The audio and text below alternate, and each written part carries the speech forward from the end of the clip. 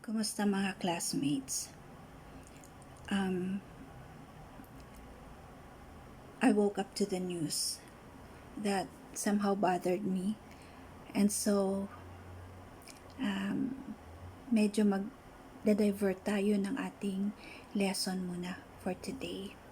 And the preface for this is that nagtulak nito ay kagabi I slept with this news that there are already 187,249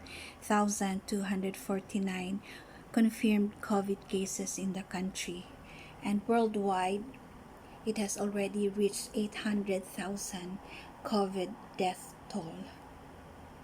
But this morning I woke up to the news that the government officials are appealing to churches and spiritual leaders to provide counsel and guidance to their followers to ease their anxiety during pandemic. And when I checked the source, it's Rappler. So alam nyo naman, hindi ako masyadong maka-Rappler. So I searched and scrolled my Twitter and I came across this post from Mental Health PH responding or reacting to the Rappler post.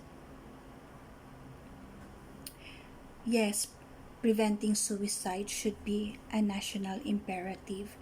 And even the Dr. Gia Season, who's also a mental health advocate, also calls na hindi lang dapat sa mga religious people ang call for mental health services. It should be available for everybody and it should involve the community.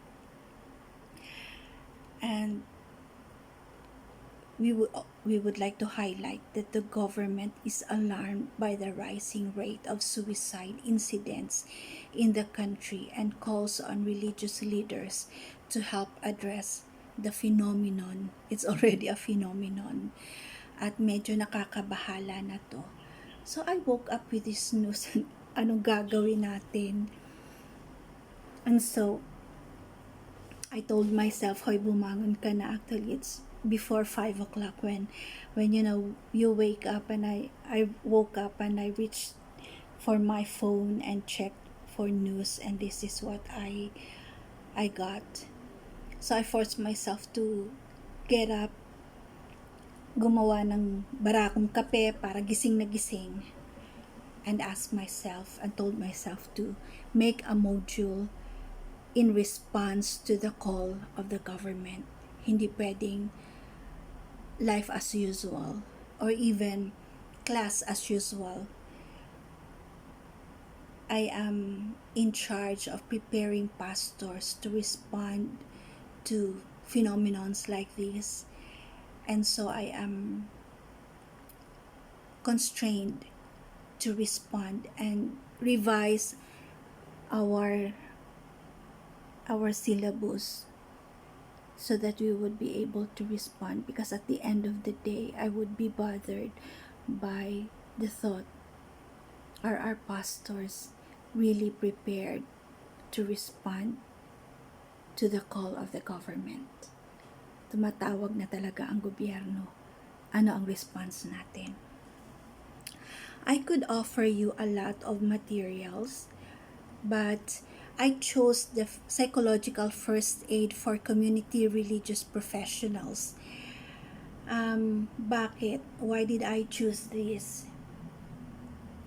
Number one, if you look at the agencies behind this material, you would notice that they included the National Child Traumatic Stress Network, the National Center for Post-Traumatic Stress Disorder, Healthcare Chaplaincy, and Fuller Theological Seminary.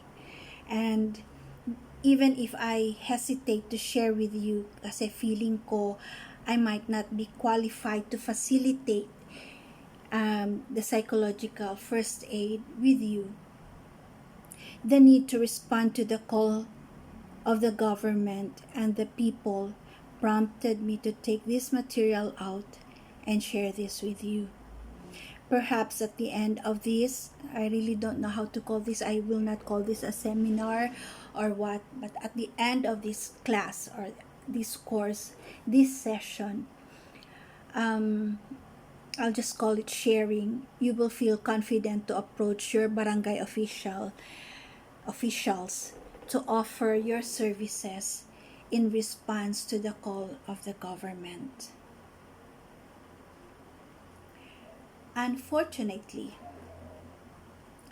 the stats on COVID-related deaths are reported daily. Deaths by suicide is not reported. Pre-COVID quarantine, this is the stat.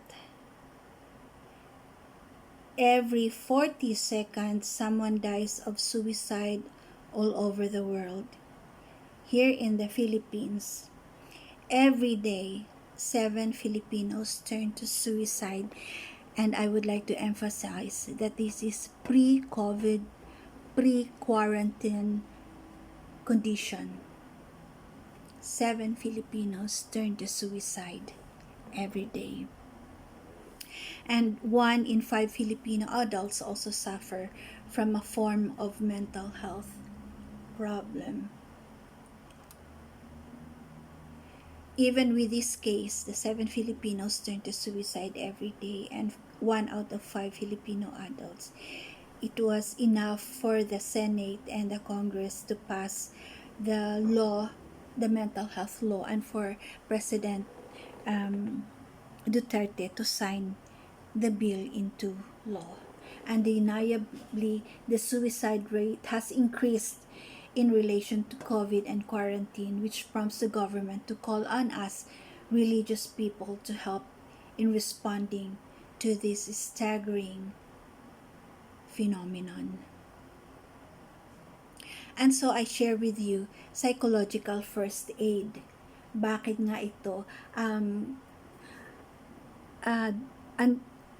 aside from the fact that this has been endorsed by notable agencies and institutions, I heard somewhere, one time nag-usap kami, that the Philippine Red Cross is looking for people who are knowledgeable with the psychological first aid.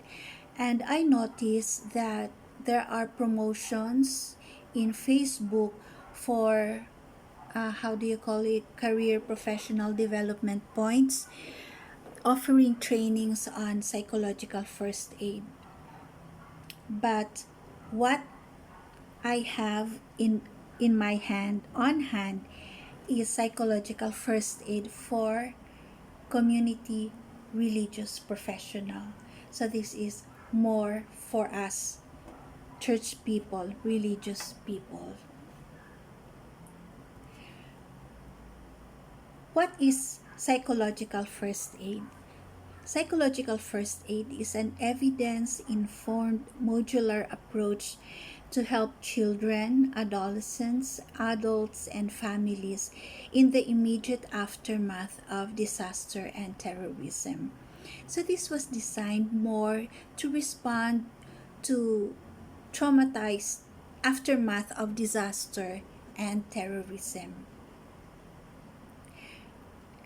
Wala pang COVID at wala pang quarantine when this was created. But we can also consider the quarantine and the COVID situation as a disaster.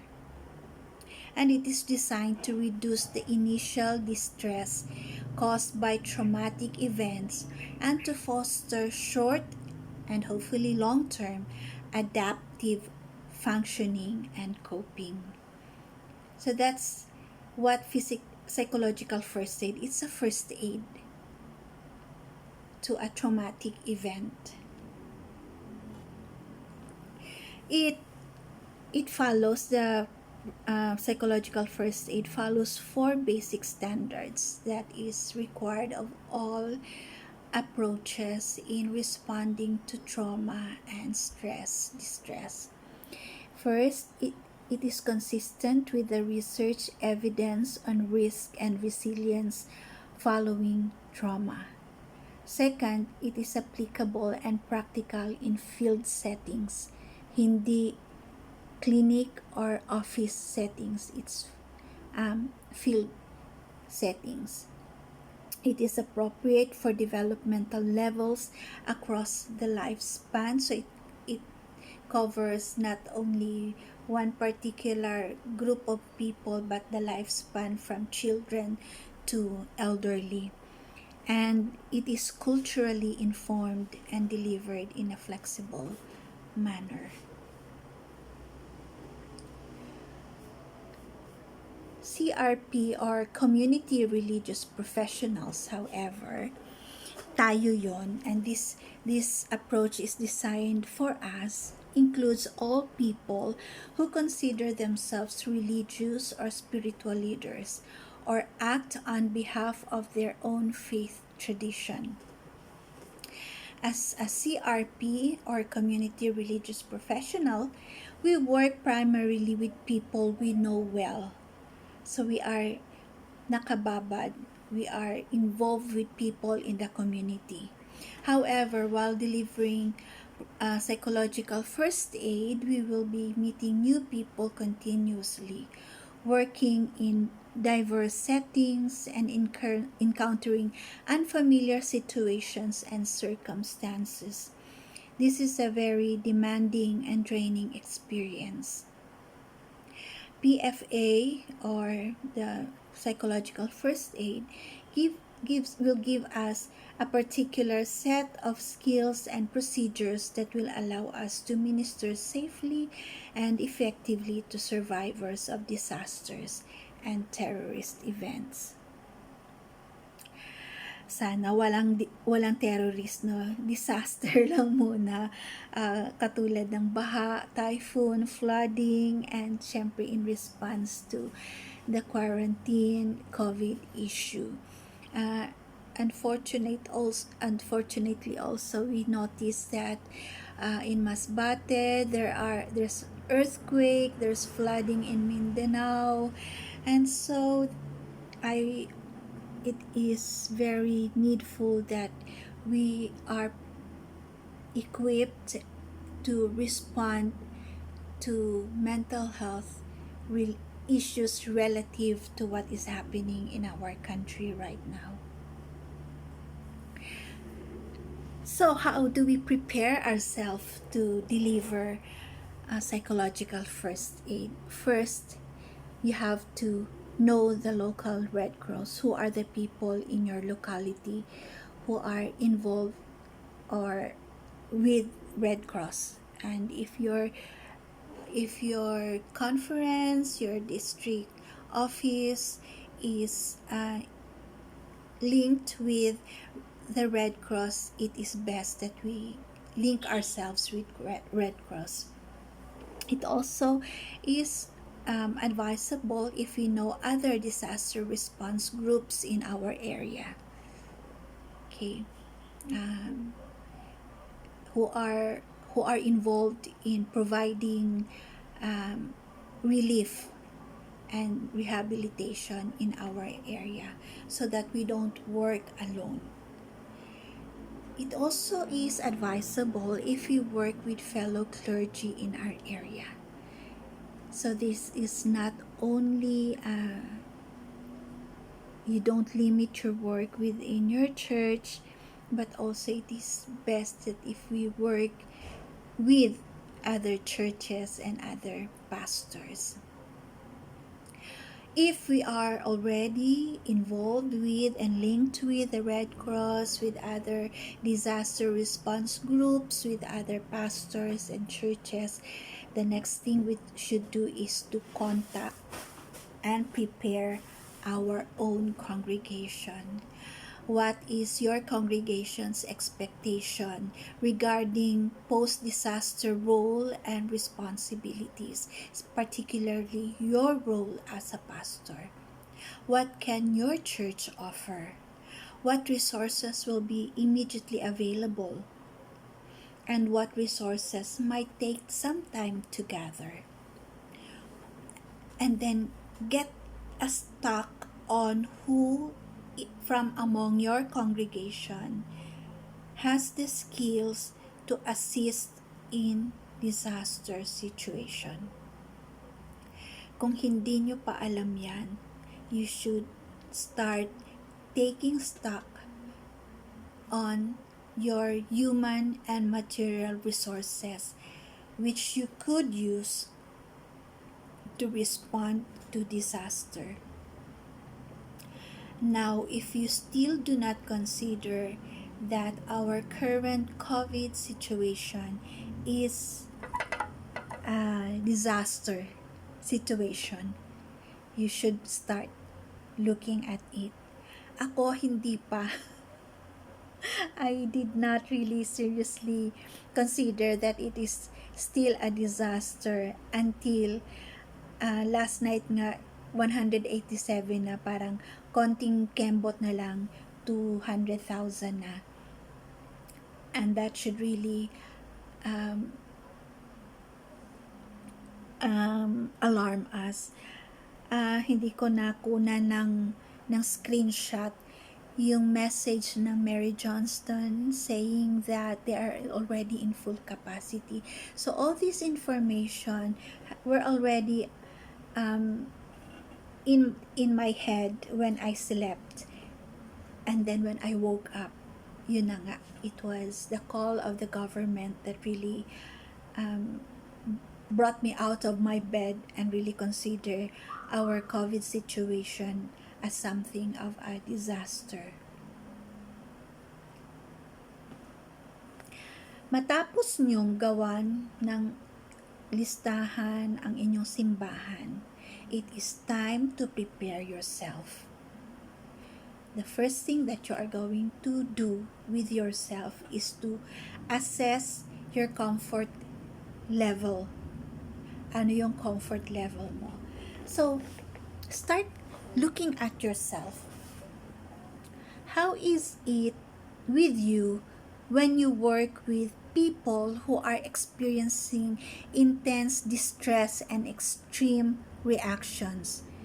For example, when you encounter somebody who is screaming, hysterically crying, or exhibiting so much anger, how do you respond? How do you react? How does your body react? Nag-freeze ka ba? Nagpapanik ka rin ba? If you are that, you have to prepare yourself. It is we easily respond to people who scream or who cry or who exhibit anger, but we forget people whose response to this disaster or to trauma is to withdraw. Biglang nananahimik. Walang ginagawa.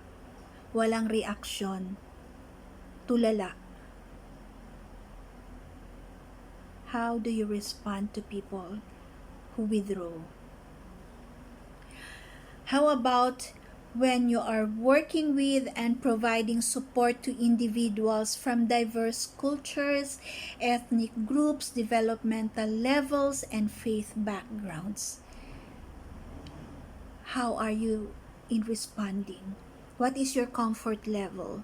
Are you ready to work with people of different cultures, different ethnic groups, different developmental levels, no?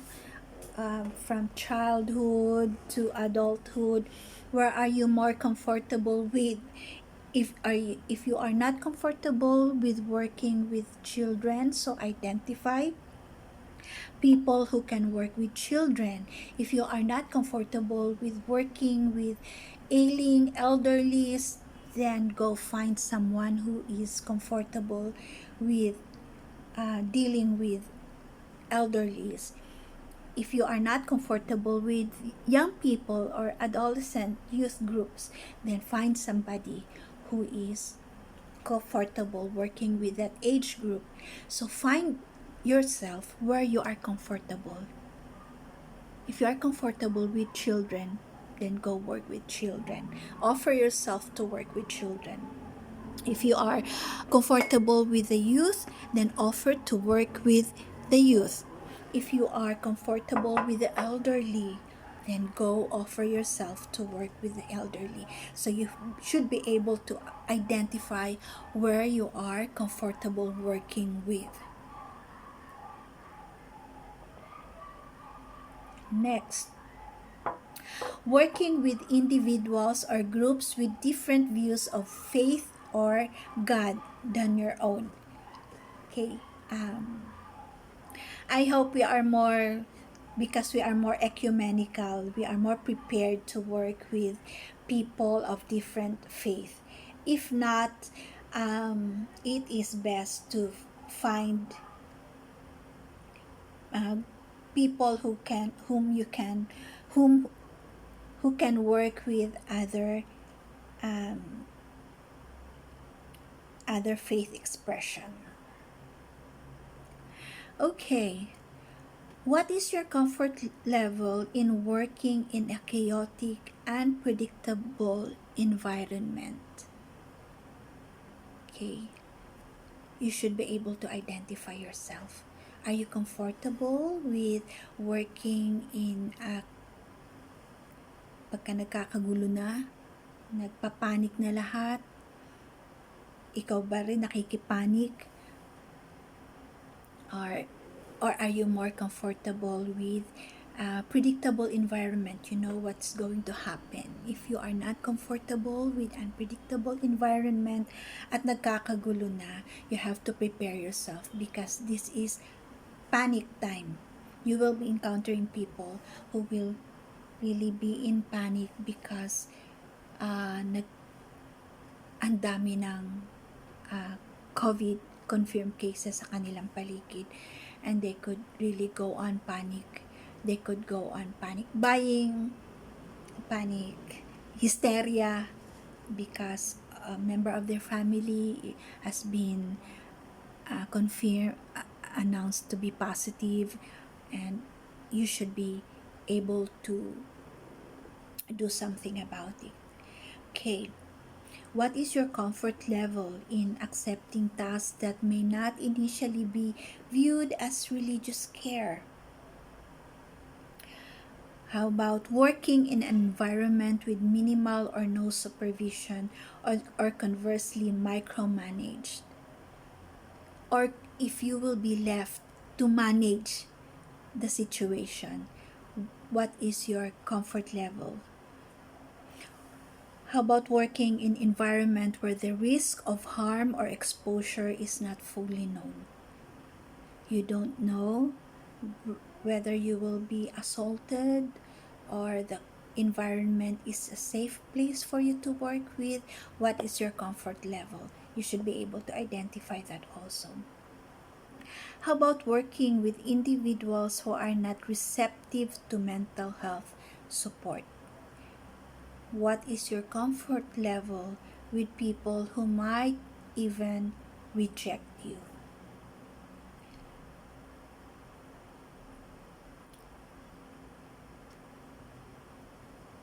Okay.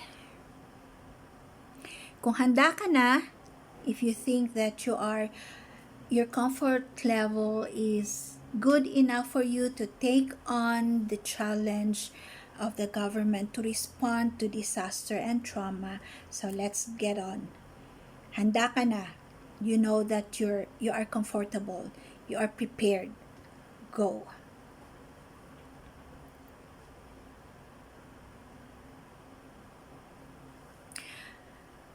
So you are called by someone who is going through trauma, or your barangay official called you, or a member of your community has called you. What is your response? So when you are in contact and engagement, your goal is to respond to contacts initiated by the survivors or initiated by or ikaw mismo ang nag-initiate in a non-intrusive, compassionate, and helpful manner.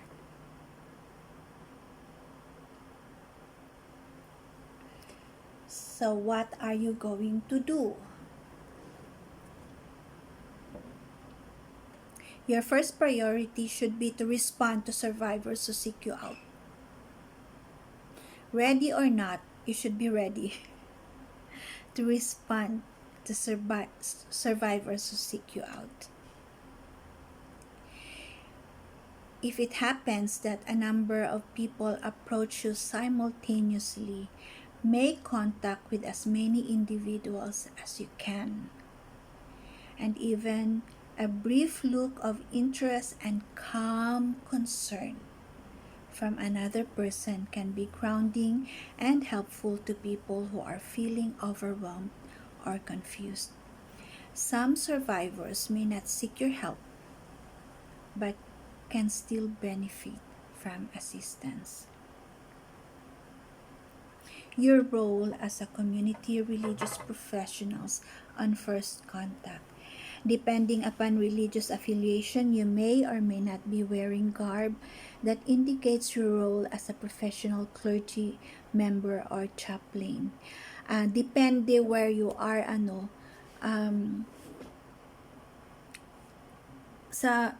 if you have taken up clinical pastoral education, a professional garb helps in assuring a person that a chaplain or a pastor or a priest is around to provide support to them.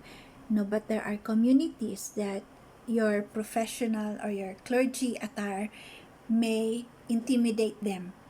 So, ikaw na bahala mag-assess ng situation.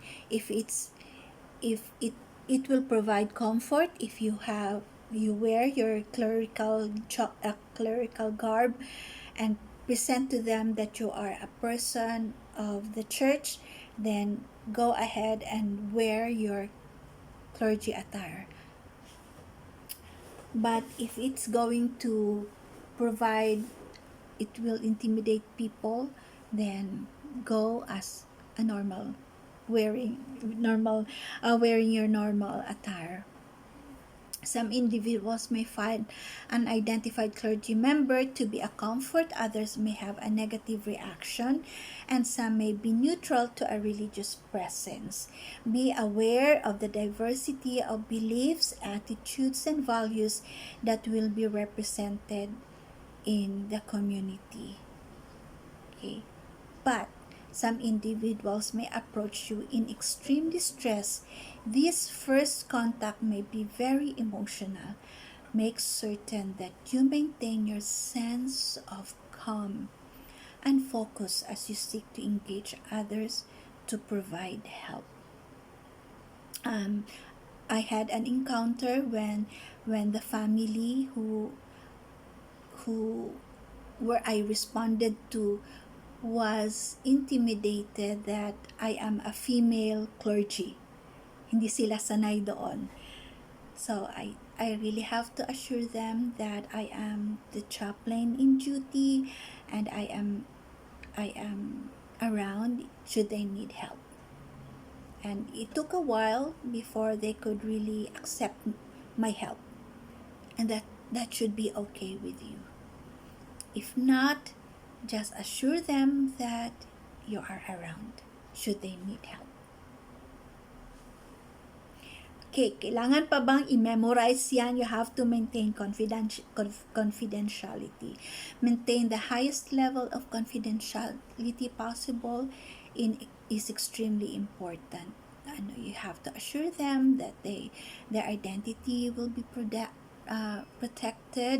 And as a religious professional, dapat alam natin ang data privacy law. So, bawal po ang kumuha ng picture if they are not willing to give even their names or their identity. We should never ask it. It should really come from them. Hindi na yan kailangang i-memorize. Dapat alam mo na yan. But we have to be reminded that our ministry of presence often is enough to provide comfort and support. This ministry of presence might include helping the survivor to feel calm, more peaceful, and more capable of coping with his or her situation. I have to end here this first session. This is about you responding to the call of the government. Handa ka ba na mag-respond sa call to this already identified disaster and phenomenon?